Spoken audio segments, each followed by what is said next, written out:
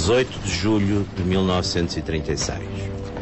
Com o levantamento das tropas de Marrocos, seguido pelas guarnições das principais cidades da Península, começa a Guerra Civil Espanhola.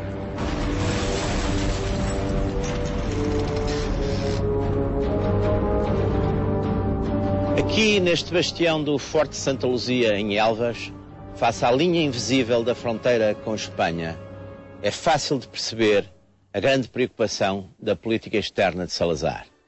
Defender a independência do retângulo nacional português numa península desde os finais do século XV, dominada por Castela.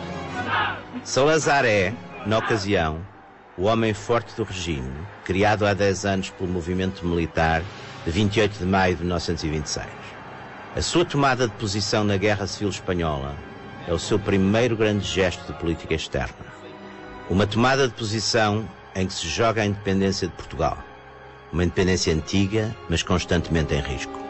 E Salazar foi, nesta hora crítica da história europeia e da história da Península Ibérica, como vai ser noutras, o grande defensor de Portugal e dos interesses portugueses.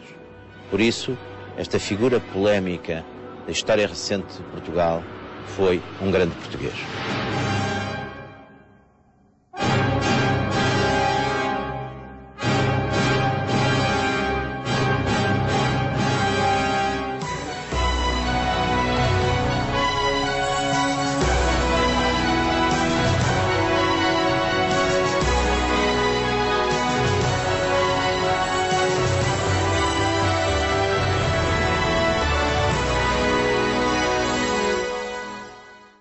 A pessoa que me convidou para defender Salazar neste programa usou comigo daquele tom de cumplicidade embaraçada que, em alguns filmes de ação, têm os chefes operacionais que vão enviar os seus colaboradores ou subordinados para missões impossíveis.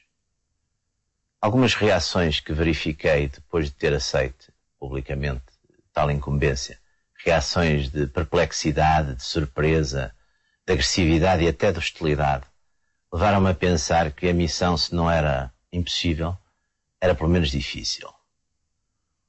Ora, eu devo confessar que basta o facto desta dificuldade, o facto de uma personalidade que desapareceu há 40 anos da vida portuguesa, continuar a suscitar tanta polémica, bastaria esse facto, e bastou esse facto, para que a tivesse aceito.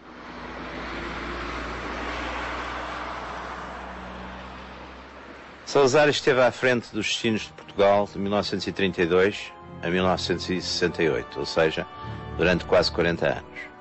Durante todo esse tempo, a sua máxima preocupação foi defender e manter a independência de Portugal.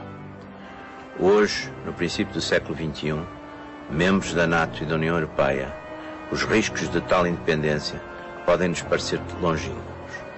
Mas nos conturbados anos 30, eles estavam aqui ao nosso lado. Éramos mesmo vizinhos da catástrofe. Para um país pequeno, de recursos limitados, saído de um período de instabilidade e com as Forças Armadas em reorganização, o conflito em Espanha colocava graves problemas.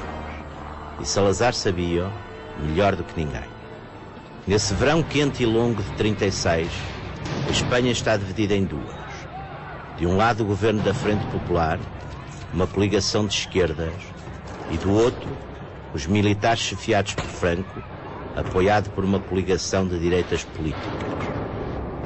Estas duas Espanhas lutam sem quartel. A guerra civil é uma ameaça para Portugal. O que fazer? Salazar tem que encontrar resposta, rapidamente e de forma decisiva e certa. Podia deixar a situação da Espanha deteriorar-se, transformar-se numa imensa anarquia em que cada região e partido lutasse pelos seus interesses, criando focos de permanente instabilidade política e social. Mas Salazar decide apoiar os nacionalistas desde a primeira hora. Estes usam Portugal como base logística. Por Portugal vão passando as suas armas e suprimentos. Para Salazar, a razão de Estado da nação portuguesa, isto é, o interesse nacional português, é e há de ser sempre o grande condutor da sua política e da sua estratégia. Ora, neste caso do conflito espanhol, uma vitória das esquerdas, uma vitória da Frente Popular em Madrid, dominada pelos comunistas, significaria também o regresso ao centro da política de Madrid da ideia da União Ibérica. Isto é, de uma união entre Portugal e a Espanha, de que é evidente que a Espanha seria o principal beneficiário e o poder dominante.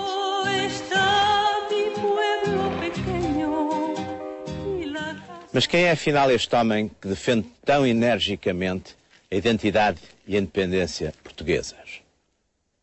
É um político realista que sabe que sem liberdade de Portugal não há liberdade dos portugueses. É um político de formação cristã, que por isso sabe que a política é também o reino do mal, mas que é também a realidade, o dia a dia, e que nesta há que unir os amigos e os aliados e dividir e neutralizar os inimigos. Salazar escolhe apoiar Franco com todos os meios à sua disposição, diplomaticamente, logisticamente e com voluntários, os viriatos. Franco ganha a Guerra Civil a 1 de abril de 1939 e ficará para sempre devedor e grato a Salazar.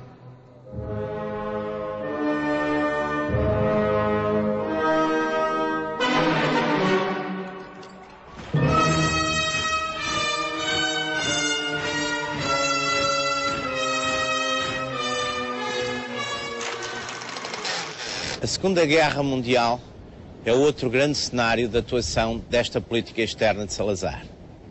Mais uma vez, a equação é complexa. De um lado está a Alemanha de Hitler, do outro lado estão os aliados, liderados pela Grã-Bretanha. Para Salazar, a discussão não se põe. Portugal não pode deixar de ser aliado da Grã-Bretanha, porque esta controla o acesso ao Império. Senhora dos Mares, cortar-nos-á o contacto com as colónias, no caso de a termos como inimiga. Por isso, a escolha está feita. A geopolítica comanda a política. A situação não era fácil. No verão de 1940, a Alemanha nazi estava no auge do seu poder.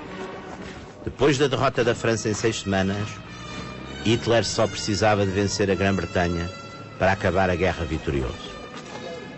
Franco, por seu lado, tem a pressão dos países do eixo, Alemanha e Itália, seus aliados militares e ideológicos na Guerra Civil.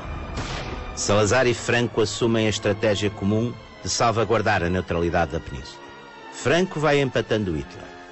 Se por um lado não quer hostilizar a Alemanha e a Itália, por outro não quer entrar na guerra. Encontra-se com Hitler em Andaia, na fronteira franco-espanhola, em outubro de 1940. Num ambiente tenso, Franco desfia as dificuldades de entrada da Espanha na guerra. O galego astuto enfrenta o senhor da guerra germânico. Investe numa estratégia de adiamento relativamente ao envolvimento espanhol no conflito, limitando-se a enviar a Divisão Azul para a campanha da Rússia.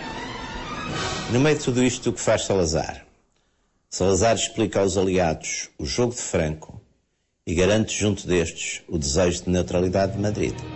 Na realidade, a Inglaterra, país beligerante, e os Estados Unidos da América, a potência que a ajuda a sobreviver, desconfiam de Madrid. A criação de um clima de confiança entre a Espanha e as democracias anglo-saxónicas vai ser assegurada por Portugal. É Salazar quem desenha a ponte entre todos.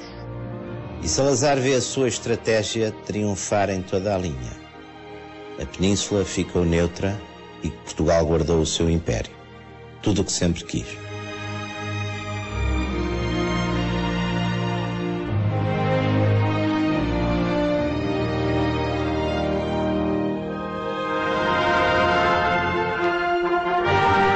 Mas a história do homem que conduz Portugal no grande jogo da política mundial começou muito antes. Salazar nasceu na freguesia de Santa Combadão em abril de 1889, há 79 anos.